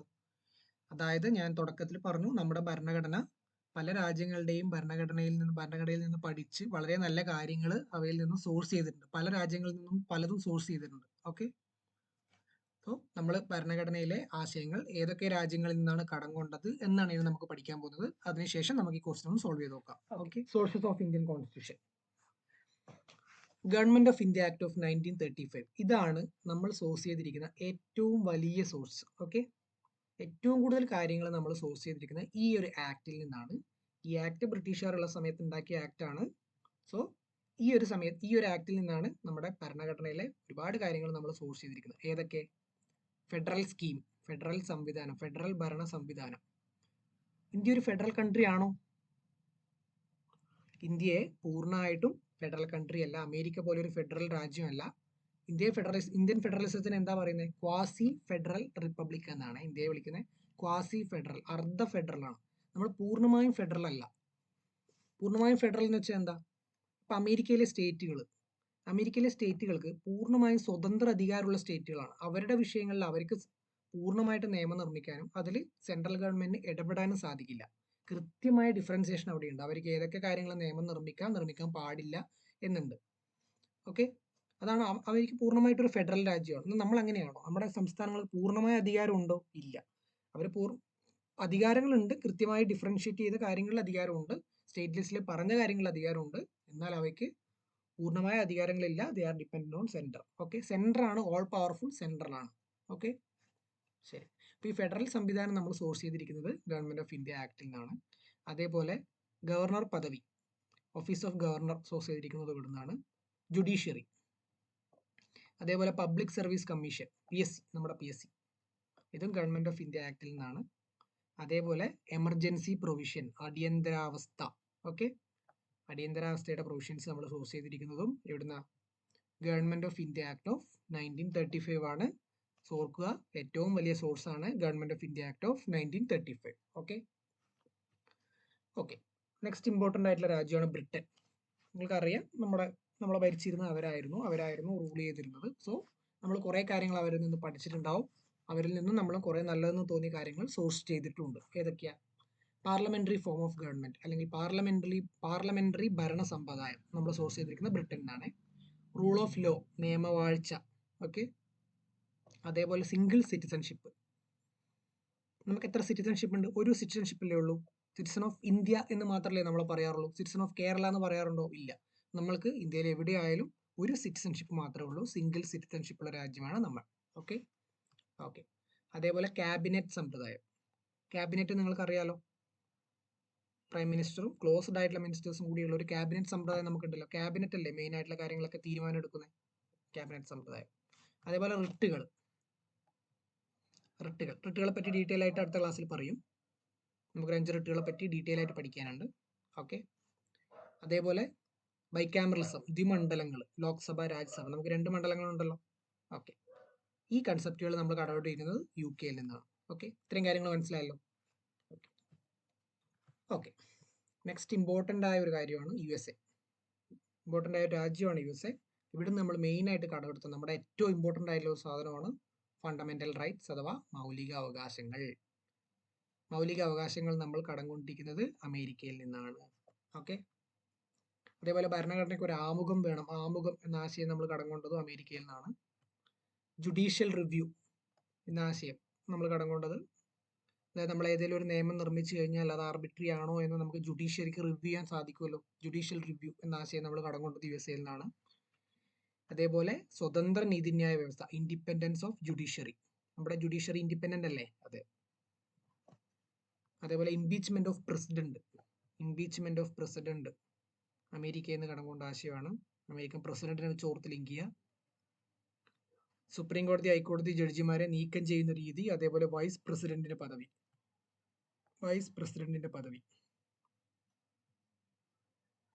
ഓക്കെ, ഇത്രയും കാര്യങ്ങൾ ഓർത്തിരിക്കുക. ഇതിൽ മൗലിക അവകാശവും ആമുഖം നിങ്ങൾ ഒരിക്കലും മറന്നു പോകാൻ പാടില്ല. നമ്മൾ സോഴ്സ് ചെയ്തിരിക്കുന്നത് അമേരിക്കയിൽ നിന്നാണ്. മറ്റൊരു ഇമ്പോർട്ടൻ്റ് ആണ് മൗലിക അവകാശങ്ങൾ കഴിഞ്ഞാൽ നമ്മുടെ പാർട്ട് 4 പറഞ്ഞിരിക്കുന്ന directive principles of state policy അഥവാ നിർദ്ദേശക തത്വങ്ങൾ. സ്റ്റേറ്റ് ഇങ്ങനെയൊക്കെ ചെയ്യണം, ഇതൊക്കെയാണ് സ്റ്റേറ്റിന്റെ ധർമ്മം, ഈ കാര്യങ്ങൾ ഇംപ്ലിമെന്റ് ചെയ്യാനായി സ്റ്റേറ്റ് നിയമങ്ങൾ കൊണ്ടുവരണം എന്ന് സ്റ്റേറ്റിനോട് പറയുന്നതാണ് ഡയറക്റ്റീവ് പ്രിൻസിപ്പിൾസ് അഥവാ നിർദ്ദേശക തത്വങ്ങൾ. ഈ ആശയം നമ്മൾ കടമെടുത്തിരിക്കുന്നത് അയർലൻഡിൽ നിന്നാണ്. DPSP കടം കൊണ്ടിരിക്കുന്നത് അയർലൻഡിൽ നിന്നാണ്. ഓക്കെ, കൃത്യമായിട്ട് ഓർത്തിരിക്കുക. ഇതും ചോദ്യത്തിൽ വരാറുണ്ട്. അയർലൻഡിനെ പറ്റി ഓർക്കുമ്പോൾ ഇമ്പോർട്ടൻ്റ് ഓർക്കേണ്ടതാണ് നിർദ്ദേശക തത്വങ്ങൾ. അതേപോലെ നമ്മൾ അയർലൻഡിൽ ചൂസ് ചെയ്തതാണ് method of election of president, രാഷ്ട്രപതിയെ തിരഞ്ഞെടുക്കുന്ന രീതി. ഓക്കെ, അതേപോലെ രാജ്യസഭയിലേക്ക് അംഗങ്ങളെ നാമനിർദ്ദേശം ചെയ്യുന്ന രീതി. നമ്മൾ ചില മെമ്പേഴ്സിനെ ഇലക്ഷൻ ഇല്ലാതെ നോമിനേറ്റ് ചെയ്യാറുണ്ട്, രാഷ്ട്രപതി നേരിട്ട് നോമിനേറ്റ് ചെയ്യാറുണ്ട്. കലാ, സാഹിത്യം തുടങ്ങിയ മേഖലകളിൽ, സ്പോർട്സ്, ഇവിടെയൊക്കെ പ്രതിഭ തെളിയിക്കുന്ന ആൾക്കാരെ രാഷ്ട്രപതി നേരിട്ട് നോമിനേറ്റ് ചെയ്യുന്ന ഒരു രീതിയുണ്ട്. ഇത് സോഴ്സ് ചെയ്തിരിക്കുന്നത് അയർലൻഡിൽ നിന്നാണ്. നെക്സ്റ്റ്, ഞാൻ നേരത്തെ പറഞ്ഞു നമ്മൾ ക്വാസി ഫെഡറൽ റിപ്പബ്ലിക് ആണ്. Federation with a strong centre, ഏറ്റവും അധികാരം കൂടിയ സെന്ററിനാണ്. ഈ കാര്യം നമ്മൾ ഇവിടുന്ന് കണ്ടെടുത്തിരിക്കുന്നത്, ഏറ്റവും കൂടിയ സ്ട്രോങ് സെന്റർ എന്ന കൺസെപ്റ്റ് കണ്ടെടുത്തിരിക്കുന്നത് കാനഡയിൽ നിന്നാണ്. അതേപോലെ ഈ 3 ലിസ്റ്റിലും പെടാത്ത റെസിഡ്യൂറി പവേഴ്സ്, അവശിഷ്ട അധികാരങ്ങൾ, പെടാത്ത വിഷയങ്ങളിൽ നിയമം നിർമ്മിക്കാൻ ആർക്കേ അവകാശമുള്ളൂ, പാർലമെന്റിന് മാത്രമേ അവകാശമുള്ളൂ. അതും നമ്മൾ കാനഡയിൽ നിന്നാണ് കടം കൊണ്ടിരിക്കുന്നത്, കാനഡയിൽ നിന്ന്. Okay, next concurrent list. പറഞ്ഞു സ്റ്റേറ്റിനും യൂണിയനും ഒരേപോലെ നിയമം നിർമ്മിക്കാവുന്ന കൺകറന്റ് ലിസ്റ്റ് സോഴ്സ് ചെയ്തിരിക്കുന്നത് ഓസ്ട്രേലിയയിൽ നിന്നാണ്. അതേപോലെ ജോയിന്റ് സിറ്റിംഗ് ഓഫ് പാർലമെന്റിന്റെ സംയുക്ത സമ്മേളനം, ചില സമയങ്ങളിൽ പാർലമെന്റ് ഒന്നിച്ചിരിക്കാറുണ്ട്, ലോക്സഭയും രാജ്യസഭയും. ഓക്കെ, ഇതിനെയാണ് ജോയിന്റ് സിറ്റിംഗ് എന്ന് പറയുന്നത്. ചില ഇൻട്രൊഡ്യൂസ് ചെയ്ത ബില്ലുകളുടെ ഡെഡ് ലോക്ക് വരുമ്പോൾ ഇവ ഒന്നിച്ചിരുന്നുകൊണ്ട് ഇത് സോൾവ് ചെയ്യാറുണ്ട്. ഇതിനെയാണ് ജോയിന്റ് സിറ്റിംഗ് എന്ന് പറയുന്നത്. അത് ഓസ്ട്രേലിയയിൽ നിന്നാണ് കടം കൊണ്ടത്. കൺകറന്റ് ലിസ്റ്റ്, ജോയിന്റ് സിറ്റിംഗ്, അതുപോലെ freedom of trade and commerce. Okay, നിങ്ങൾ ഇമ്പോർട്ടൻ്റ് ആയിട്ടുള്ള കാര്യങ്ങളെല്ലാം ഓർത്തിരിക്കണം ഓരോ ഇത് പറയുമ്പോഴും. നെക്സ്റ്റ്, ജർമ്മനി പഠിക്കുന്ന സമയത്ത് നമ്മൾ ഓർക്കേണ്ട ഒരു കാര്യം, അടിയന്തരാവസ്ഥ സമയത്ത് മൗലിക അവകാശങ്ങൾ റദ്ദാക്കാനുള്ള അധികാരം നമ്മൾ എടുത്തിരിക്കുന്നത് ജർമ്മനിയിൽ നിന്നാണ്. Suspension of fundamental rights during emergency. എന്നാൽ എമർജൻസി എടുത്തിരിക്കുന്നത് ജർമ്മനിയിൽ നിന്നല്ല. എവിടുന്ന? 1935 ഗവൺമെന്റ് ഓഫ് ഇന്ത്യ ആക്ടിൽ നിന്നാണ് എടുത്തിരിക്കുന്നത്. അത് മാറിപ്പോകാൻ പാടില്ല. അടിയന്തരാവസ്ഥ പ്രഖ്യാപന സമയത്ത് മൗലിക അവകാശങ്ങൾ റദ്ദാക്കാനുള്ള അധികാരം, ഈ ഒരു പൊസിഷൻ, ഇതാണ് നമ്മൾ ജർമ്മനിയിൽ നിന്നും സോഴ്സ് ചെയ്തിരിക്കുന്നത്. ഓക്കെ, ഇത് അങ്ങോട്ടും ഇങ്ങോട്ടും മാറിപ്പോകാൻ പാടില്ല. എമർജൻസി എന്ന് പറയുമ്പോൾ തന്നെ ജർമ്മനി ഓർക്കാൻ പാടില്ല. മൗലിക അവകാശങ്ങൾ റദ്ദാക്കാനുള്ള അധികാരമാണ് നമ്മൾ ജർമ്മനിയിൽ നിന്ന് എടുത്തിരിക്കുന്നത്. ഓക്കെ, ജപ്പാനിൽ നിന്ന് സോഴ്സ് ചെയ്തിരിക്കുന്നതാണ് പ്രൊസീജിയർ എസ്റ്റാബ്ലിഷ്ഡ് ബൈ ലോ, നിയമം വഴി സ്ഥാപിക്കപ്പെട്ട നടപടിക്രമങ്ങളാണ് ഫോളോ ചെയ്യേണ്ടതെന്ന് ജപ്പാനിൽ നിന്നാണ് നമ്മൾ എടുത്തിരിക്കുന്നത്. ഓക്കെ, ഓർത്തിരിക്കുക. യെസ്, മറ്റൊന്നാണ് ഫണ്ടമെന്റൽ ഡ്യൂട്ടീസ്. ഒരു പൗരൻ എന്തൊക്കെ ചെയ്യണം, നമ്മുടെ കടമകളാണ് എന്നൊക്കെ നമ്മളെ ഓർമ്മിപ്പിക്കുന്ന കാര്യമാണ് ഫണ്ടമെന്റൽ ഡ്യൂട്ടീസ്. ഇത് നമ്മൾ സോഴ്സ് ചെയ്തിരിക്കുന്നത് സോവിയറ്റ് യൂണിയനിൽ നിന്നാണ്. അതേപോലെ നമ്മുടെ പഞ്ചവത്സര പദ്ധതികൾ, നമുക്ക് പഞ്ചവത്സര പദ്ധതി ഉണ്ടായിരുന്നല്ലോ, നമ്മൾ എക്കണോമിയിൽ മെയിൻ ആയിട്ട് പഠിക്കുന്ന ഒരു കാര്യമാണല്ലോ പഞ്ചവത്സര പദ്ധതി, 5 ഇയർ പ്ലാൻസ്. ഓക്കെ, 1951 മുതൽ ഇപ്പം നമ്മൾ പഞ്ചവത്സര പദ്ധതി ഫോളോ ചെയ്യുന്നുണ്ടോ? പ്ലാനിംഗ് കമ്മീഷൻ ഉണ്ടോ? നമുക്ക് ഇല്ല. നമ്മൾ പ്ലാനിംഗ് കമ്മീഷനെ റീപ്ലേസ് ചെയ്ത് നമുക്ക് നീതി ആയോഗ് വന്നു. ഇപ്പോൾ അങ്ങനെ 5 ഇയർ പ്ലാൻസ് ഇല്ല, ലോങ് ടേം പ്ലാൻസുകളാണ് നമ്മളിപ്പോൾ ഫോളോ ചെയ്യുന്നത്. ഈ ആശയം കടമെടുത്തത് സോവിയറ്റ് യൂണിയനിൽ നിന്ന്. ഓക്കെ, അതേപോലെ ആമുഖത്തിൽ പറഞ്ഞിരിക്കുന്ന justice, social, economic and political justice എന്ന ആശയം കടമെടുത്തിരിക്കുന്നത് USSR നിന്നാണ്. ഓക്കെ, നെക്സ്റ്റ് ഫ്രാൻസിൽ നിന്ന് നമ്മൾ സോഴ്സ് ചെയ്തതാണ് റിപ്പബ്ലിക് എന്ന ആശയം. റിപ്പബ്ലിക്, ഇന്ത്യ റിപ്പബ്ലിക് ആണോ? നമ്മുടെ ഫുൾ നെയിം എന്താ, എങ്ങനെ പറയുക? റിപ്പബ്ലിക് ഓഫ് ഇന്ത്യ ആണ്. ഓക്കെ, എന്താ റിപ്പബ്ലിക് എന്ന് ഉദ്ദേശിക്കുന്നത്? ഹെഡ് ഓഫ് ദ സ്റ്റേറ്റ്, അതായത് ഇന്ത്യയുടെ ഹെഡ് ഓഫ് ദ സ്റ്റേറ്റ് ഒരു എലക്റ്റഡ് ആയിട്ടുള്ള ആളാണ്, അല്ലേ? നമ്മളൊരു മൊണാർക്കിയാണോ നമ്മുടെ ഹെഡ്? അല്ല. ബ്രിട്ടന്റെ ഹെഡ് ആരാ? ബ്രിട്ടീഷ് രാജ്ഞി എന്ന് നിങ്ങൾ കേൾക്കാറില്ലേ? അവരെ നമ്മൾ എങ്ങനെയാ ജനാധിപത്യപരമായി എലക്ട് ചെയ്യുന്നതാണോ? അല്ല. ഓക്കെ, അതൊരു മൊണാർക്കി ആയിട്ട് വരുന്നതാണ്, പാരമ്പര്യമായിട്ട് വരുന്നതാണ്. എന്നാൽ നമ്മുടെ ഹെഡ് ആരാ? നമ്മുടെ പ്രസിഡന്റിനെ നമ്മൾ എങ്ങനെയാണ് സെലക്ട് ചെയ്യുന്നത്? നമ്മൾ ഇലക്ഷനിലൂടെയല്ലേ സെലക്ട് ചെയ്യുന്നത്. ഓക്കെ, അതുകൊണ്ട് ഇന്ത്യ റിപ്പബ്ലിക് ആണ്. ഈ ആശയം കടമെടുത്തിരിക്കുന്നത് ഫ്രാൻസിൽ നിന്നാണ്. അതേപോലെ ലിബർട്ടി, ഇക്വാലിറ്റി, ഫ്രറ്റേണിറ്റി, ഇതൊക്കെ നമ്മുടെ പ്രിയാമ്പിൾ ആമുഖത്തിൽ പറഞ്ഞിരിക്കുന്നതാണ്. ഇതൊക്കെ നമ്മൾ കടംകൊണ്ടിരിക്കുന്നത് ഫ്രാൻസിൽ നിന്നാണ്. ഈ ആശയങ്ങൾ ലിബർട്ടി, ഇക്വാലിറ്റി, ഫ്രറ്റേണിറ്റി, സാഹോദര്യം, ഇതൊക്കെ കടംകൊണ്ടിരിക്കുന്നത് ഫ്രാൻസിൽ നിന്നാണ്. ഓക്കെ, നേരത്തെ ഞാൻ ദക്ഷിണാഫ്രിക്കേൻ്റെ കാര്യം പറഞ്ഞു. ഭരണഘടനാ ഭേദഗതി നമ്മൾ സോഴ്സ് ചെയ്തിരിക്കുന്നത് ദക്ഷിണാഫ്രിക്ക എന്നാണ്. ഭരണഘടനാ ഭേദഗതി എന്ന ആശയം സോഴ്സ് ചെയ്തിരിക്കുന്നത് ദക്ഷിണാഫ്രിക്ക എന്നാണ്. ആർട്ടിക്കിൾ ഏതാ ഭരണഘടനാ ഭേദഗതി? 368. അതേപോലെ ഇലക്ഷൻ ഓഫ് മെമ്പേഴ്സ് ഓഫ് രാജ്യസഭാംഗങ്ങളുടെ തെരഞ്ഞെടുപ്പ്, ഇതും നമ്മൾ സോഴ്സ് ചെയ്തിരിക്കുന്നത് ദക്ഷിണാഫ്രിക്ക എന്നാണ്. ഓക്കെ, അപ്പോൾ നിങ്ങൾക്ക് ഇത്രയും കാര്യങ്ങൾ മനസ്സിലായി എന്ന് വിചാരിക്കുന്നു. ഇതിന്റെ തുടർച്ചയായി ഞങ്ങൾ ഒരു ക്ലാസ് കൂടി അപ്ലോഡ് ചെയ്യും. പൊളിറ്റിയിൽ നമുക്ക് ഇനി എന്തൊക്കെ ബാക്കിയുണ്ടോ അതൊക്കെ നമ്മൾ അപ്ലോഡ് ചെയ്യുന്നതായിരിക്കും. കൃത്യമായിട്ട് ഫോളോ ചെയ്യുക. ഇമ്പോർട്ടൻ്റ് ആയിട്ടുള്ള എല്ലാ ഭാഗങ്ങളും നമ്മൾ പറഞ്ഞു പോകുന്നുണ്ട്. സോ അത് ഫോളോ ചെയ്താൽ തന്നെ നിങ്ങൾക്ക് പൊളിറ്റി 8 മാർക്ക് നിങ്ങൾക്ക് ഉറപ്പിക്കാൻ പറ്റും. Okay, so thank you so much.